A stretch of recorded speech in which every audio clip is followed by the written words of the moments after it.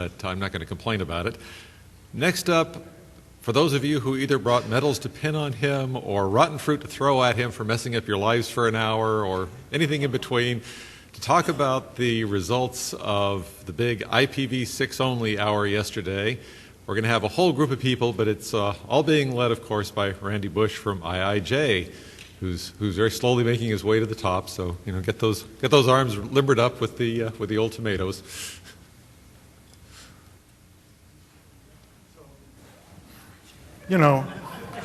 Some of us don't wait for things to break, we break them.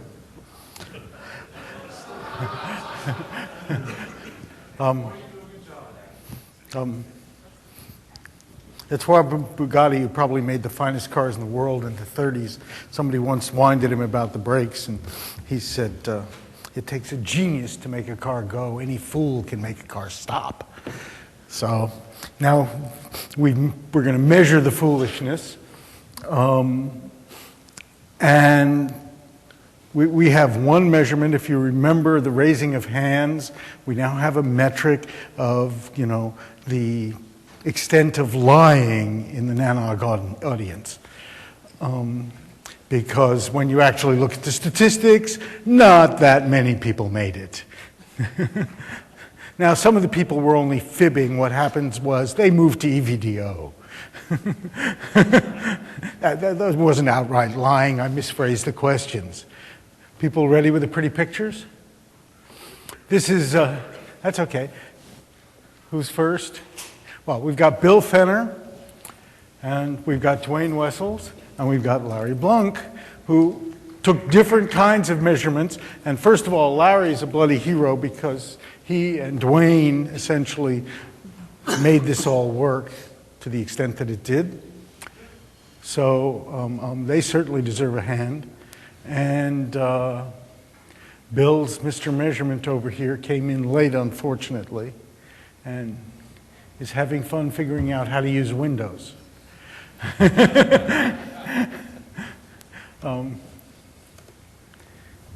Valerie, come on, give him a hint. Which is it?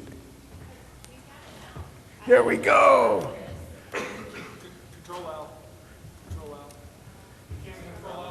The vote is Control L. Best you can do is maximize. Yeah. Oh, I can maximize it within the browser. That's what Control L does. Okay, so sorry about this. I tried emailing, but I emailed seconds before the deadline, and we all know how reliable email is. So I also have to apologize for the quality of the data because I didn't really come very prepared. I grabbed packet headers for kind of the whole time of the experiment and then didn't have any plan on how I was going to analyze them. So this morning I came in and said, what should I do? Well, I'll just do a kind of distribution of IP, ARP, and IPv6. Unfortunately, what I failed to do in this analysis was subtract out the NatPT v4 traffic from the IPv4 line. So you see over here at 1225 that there's a peak in the v6 and there's a perfectly matching peak in the v4.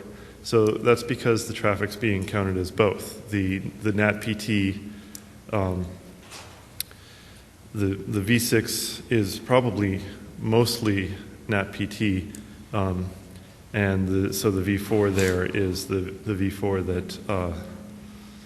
that corresponds to that traffic. There are some interesting aspects to this. I mean, certainly there's a huge, this is, the y-axis is packets per second, and there's a huge traffic drop-off. I don't know if this is because most people couldn't get things working, or the people who did get things working weren't doing much, or because the presentation was so fascinating that everybody started looking up instead of looking down. One thing that I did find pretty interesting was that right when the experiment started, the amount of ARP traffic doubled. You can't see it in the other graph because it was such a small line compared to the other ones. This is partly because Dwayne was pinging all the IPv4 addresses on the subnet, which we'll show that graph in a minute. But it's not just that. There were a whole lot of ARPs for off-net addresses. It was ARPing for 24.6.7.8.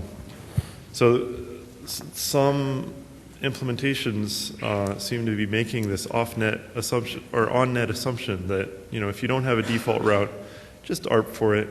No harm can come, and maybe you'll get it. And that would be the nanog-XP net? Question mark. In other words, they had a V4 address, question mark, but they had no V4 exit. Right. Yeah, okay. Oh, that's a limitation in the data collection that I'll fix for next time.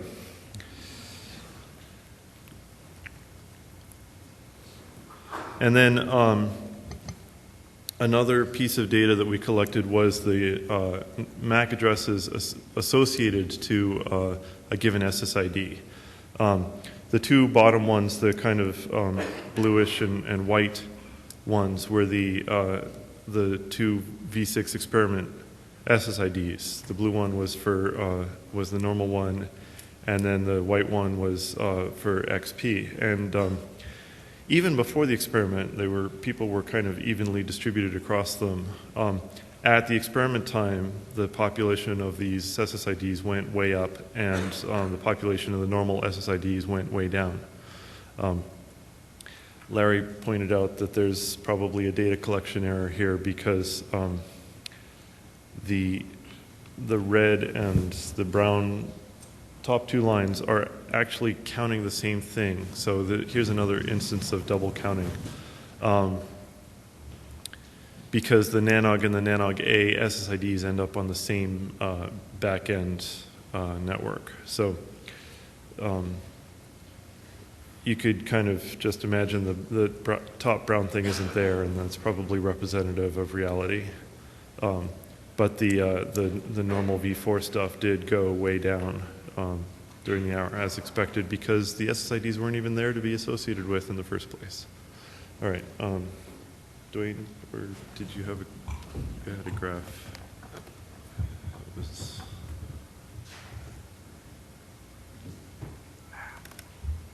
Touchpads and I don't get along. Good. That was the wrong thing. I am not qualified to operate this computer. I better stop. If you're more Windows-centric than I am, I'll leave it to you. You want to maximize it, you can. I don't know if you can maximize this one. Let's try. No. No, see, that's what we did.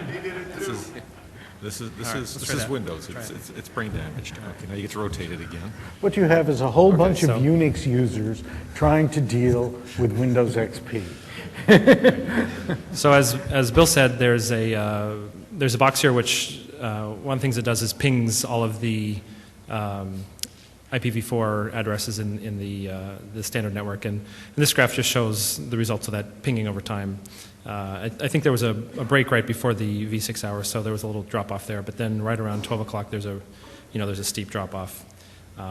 And what I find interesting about this data is that at 1 o'clock, when V4 comes back, it kind of takes a while for people to migrate back over to using V4. So it seems like at least some people were happy for a while to continue using IPv6 after the V4 came back. In the V4 pinging, did you include the 1918 space that was in? So No. how did you get to any V4 addresses? Pardon me? Oh, Well, this I don't know if I have a pointer, but these are the servers that are running the switches in our servers, Okay. DNS servers. Those are still connected to the wired, right? We just couldn't ping the wireless. Yes. Oh, sorry. Yeah, lunch. Right. So there goes that brilliant theory of mine. Thank you. still took to 1500 to ramp up again, Yeah. but it was the same curve at 9, Right. kind of. We're boss out.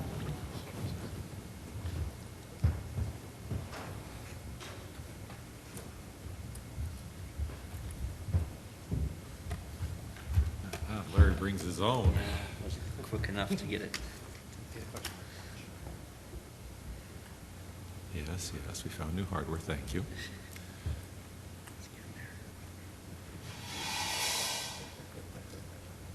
Internet's working. Yes.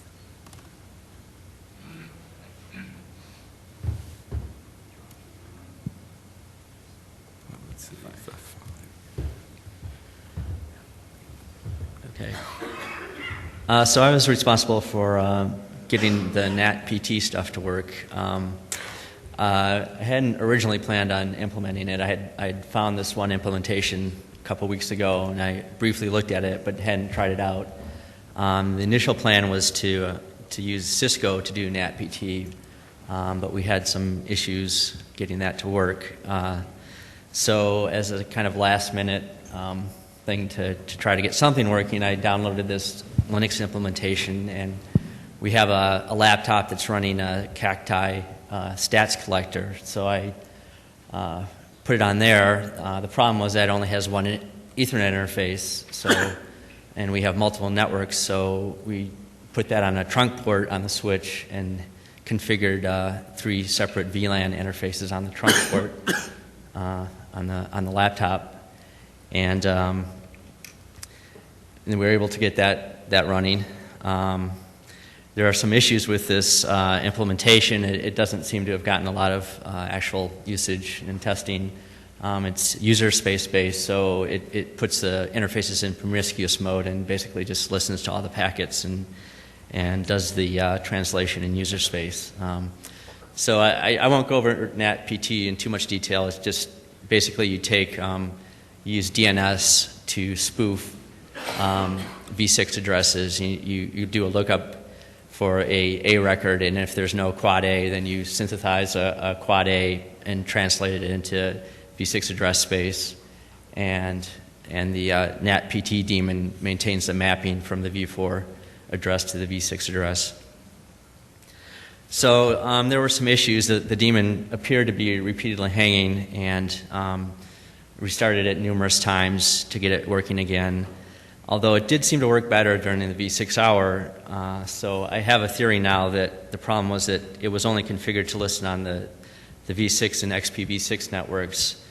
But there's also v6 running on the main nanog and nanog-A network, and you can potentially use that network to get to the NAT PT box if you're pointing to the DNS server that does a translation. So I suspect that people were actually going from the main nanog network to the NAT PT box, and that was causing issues. But since we shut down the nanog-A and nanog networks during the v6 hour, that traffic wasn't going to the box at that time, so it was actually getting traffic from the networks it was expecting to get traffic from, and it seemed to be working better during that time. So I also have a couple graphs from the Cacti stats that I generated, and this is just the total traffic through CRG West. And you can see up till noon we were at about 20 megabits, and then right at noon it drops down to 2 or 3. And then around 12:20, I think, is when the NAT PT started working better, and you can see the traffic going up to about 10 megabits then. And then there's a drop-off at 1 p.m. for a lunch break. And then this is the total number of associations on the APs. So we peaked at around 314 early in the day, and then at noon you can see it drop down to around 100 clients right at noon. And then we pulled the SSIDs out at that time, so then they reassociated, and it went back up to around 175 or so, which stayed pretty consistent throughout the hour. Note that last shows that they associated at layer 2, not that they got packets through at layer 3. Right. But the previous graph, if you don't mind, does show, first of all, the outbound remains, within 50, 70% of what it had been in just previously. and the inbound slowly recovers as they find they can get to the normal porn sites or whatever. Yeah?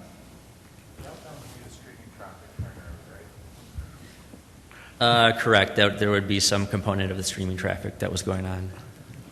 Yeah? Though that would have dropped off at 1300. I don't know.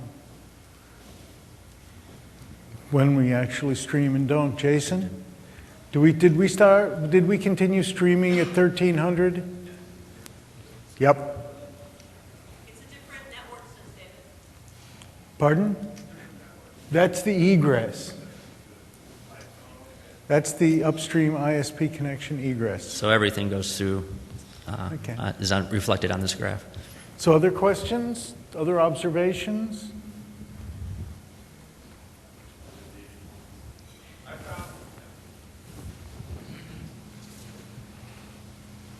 We collected, by the way, while he's heading for the mic, a lot of good, this needs to be fixed. Vendors have their ears wide open and are madly going back and working on it. Unfortunately, not in time for Apricot, but maybe in time for ITF, RIPE, et cetera, the next sequential out. Yeah, this Sorry. may be Who are you? Jay Hennigan with Impulse Internet. And this may be related to the performance of the NatPT gateway, but I was using the IPv6 connection through nanog-v6 both the day before and I'm using it now, and I'm getting much better performance than I was during the V6 hour. During the V6 hour, I was not able to reach V4 sites, and I am able to reach V4 sites now through nanog-v6, and was able to do that the day before the V6 hour. Maybe competition for the Maybe same dog. competition for the For the resources same on dog the food on the NatPT, NatPT. I did reconfigure the NatPT to listen to all three networks, so I think I may have fixed the problem that we were seeing, where it was only listening to two of the three, and there were people that were using the main network and using the resolver that pointed to the NatPT box, so they were actually hitting the box, but the box wasn't expecting packets from the main network at the time.